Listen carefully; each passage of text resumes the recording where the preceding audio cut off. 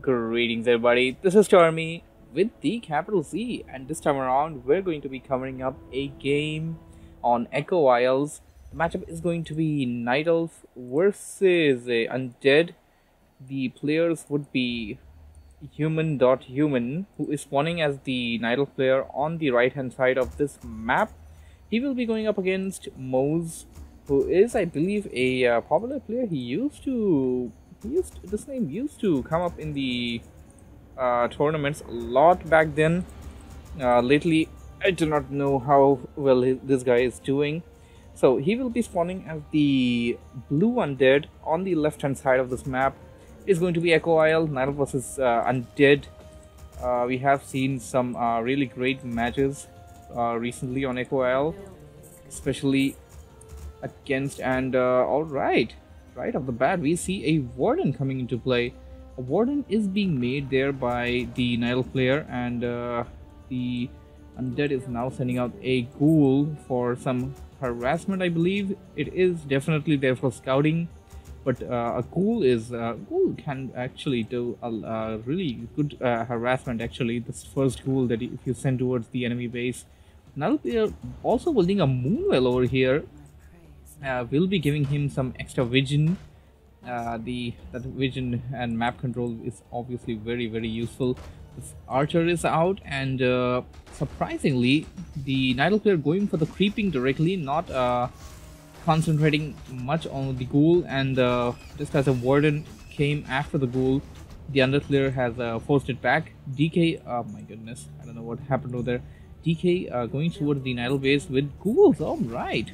We're gonna see a unorthodox game over here, not your standard Undead versus Night Elf. The DK is rushing towards the Night Elf player's base. He has Unholy Aura as the first spell. Well, it's not actually a spell. It's actually just an ability, a passive ability, and he will be rushing in with ghouls, and that. Let's see how this fares out. As the Night Elf player is done creeping at this camp. Well, nearly done at least, reaching level 2. Another player going right after that troll Shadow Priest, and nice using that short Shadow Priest to dispel away that skeleton warrior. The other one he used on this ghoul, which wasn't actually any use at all at this point. Another player is lurking out toward the outside of the battle, and at this point, the Night Elf player does know that there is no death coil.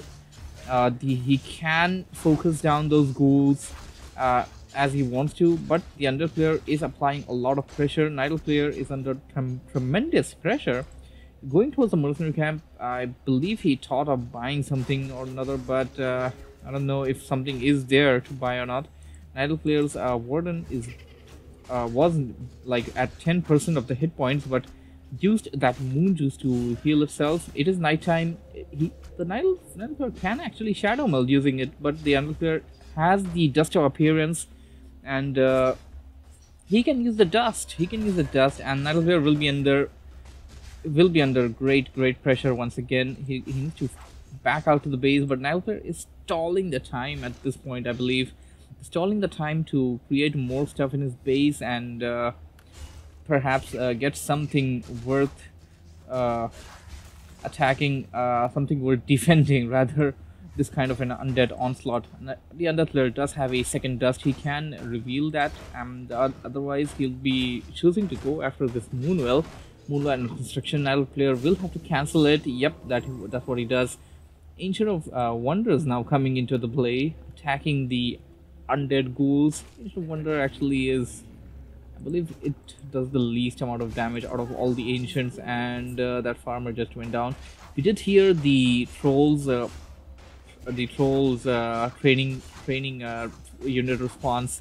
We do know that they are coming. Here they come, and they will be instrumental in defending this base. Surprisingly enough, I thought that this game may not be this interesting, but this game it's pretty interesting. Mass ghoul build by the Undead player against a warden first Night Elf, and that's pretty good.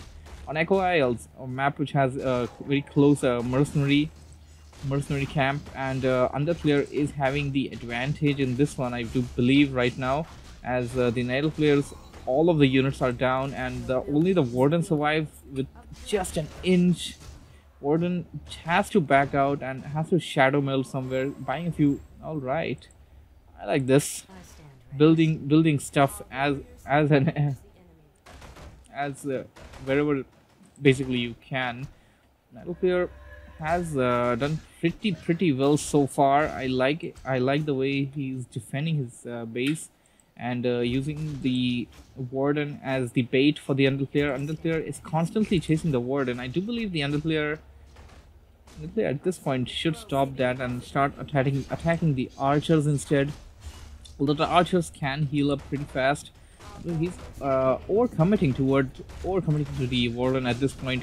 We have seen the Nile player maneuvering around with the warden, and although the warden, I'm pretty sure the warden does not have blink, but oh my, here comes the death coil, and oh, Nile player's warden survived with just an inch, and my god, this is amazing.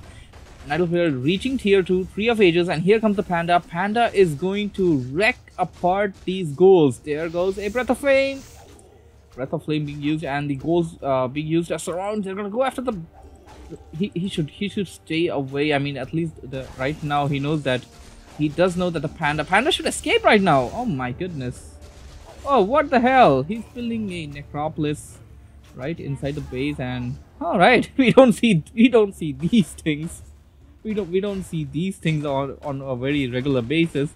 Necropolis can't actually attack anything until it's upgraded to the Hall of Dead. But after the Necropolis is basically complete, it's gonna spawn in Blight, and that Blight is going to be very useful for the Undead player.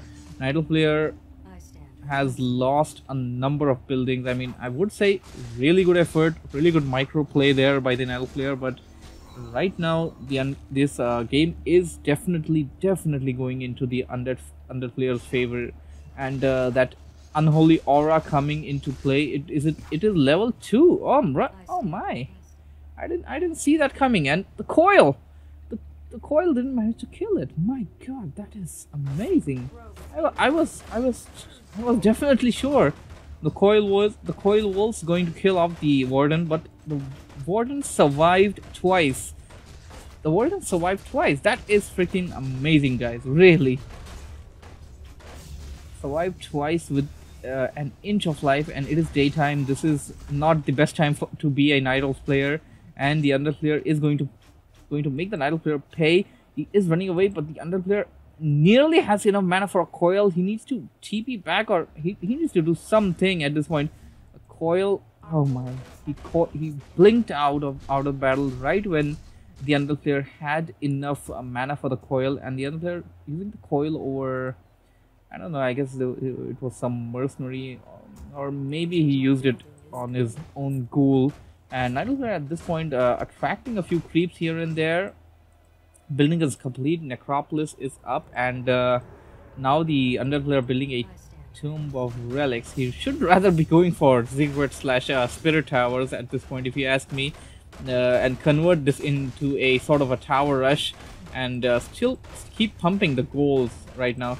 And Undead player does not have enough mana at this point, and Nidal player is surviving by an inch. I don't think the Nidal player is going to survive this one. He is pretty much stalling time right now. He has this Ogre Mauler and the altar of elders nearby, but it's too little too late at this point. The Undead player really does have the bigger army composition, and level 2 Unholy Aura coming into play. It is doing amazing, and Nidal player blinking away using the Shadow Strike. Nidal player's warden is at level 4 at this point, and a level 4 warden, well, let's just see how it fares against this kind of an army. The Shadow Strike being used against the ghouls, Undead player coiling his ghouls and saving them. The Ancient of Wonders being destroyed. Ancient of Wonders isn't the best ancient when it comes to defense. It can just hold off a bit, and that's really just about it. He's making another one. He's making another Ancient of Wonders, and all right, Nidal player casting a Shadow Strike and then running off. Undead player now building a graveyard. He's building everything but cigarettes, and cigarettes is absolutely what he needs to build. If he has like cigarettes over here and then converting them into spirit towers and Nerubian towers, the Undead player will have no chance. Not at this point. But you see the Undead player using, I mean, this elegant use of Shadow Strike and Blink with the Warden. It is great. It is really great, and I don't know what he's doing. He is running those wisps away. Okay, he's gonna make a few moonwells nearby that, and finally the Undead player going after the gold mine, the economy, everything that was keeping the Undead player alive so far. Undead player taking out those wisps and gonna try and repair that entangled gold mine. It is going to be stalling the Undead player by a very long time if he manages to lose it. Here comes the panda. Panda gonna go after it, go after the ghouls with the breath of fire, and my both heroes are going to be surrounded. Panda, especially Panda is exactly what the Undead player wants to go for, and oh my, he's surrounded, and Undead player still can try and kill off a ghoul and escape, but I guess it's too little too late. Too late, and wow, nice, very nice. I like that. Blinking through the trees. And finally, this is what I was talking about. This is what you should have been making since all this time. You should have set up 2 or 3 ziggurats over there. Sort of a tower rush it would have been converted into. You could have made the Tome of Relics, but as a graveyard, I don't know. Graveyard at your enemy base, I don't see the use of that. Unless and until you have something like meat wagons which can utilize it, but meat wagons can't actually utilize it. They can just carry them. Like, what I mean to say is like necromancers or something like that. So Warden is still alive. Undead player so far has not managed to kill the Warden, and he has a dust and finally chooses to use it. There goes the coil, and for the third time the Warden survived. But that was the last time, and as they say, third time's the charm. The Undead player finally managing to kill off the Warden, and now setting up ziggurats right outside the Tree of Ages, and Tree of Ages is too far away to reach it. At this point, this entangled gold mine will probably be taken out. Undead player does not want to give up. He's coming in with that panda, but a Nerubian tower will be ready pretty soon. As the Nerubian tower comes up, there is no way. There is absolutely no way Undead player is coming out of this, and yeah, that's it. It's GG. There is no way Undead player is gonna come out of this one. GG, triple G, yeah. Well, that was a great game actually. Hope you guys enjoyed it. Thank you for watching. Thank you for listening. Subscribe for more, and follow me on Facebook to stay updated. That's it. That's all. Z out. Bye bye.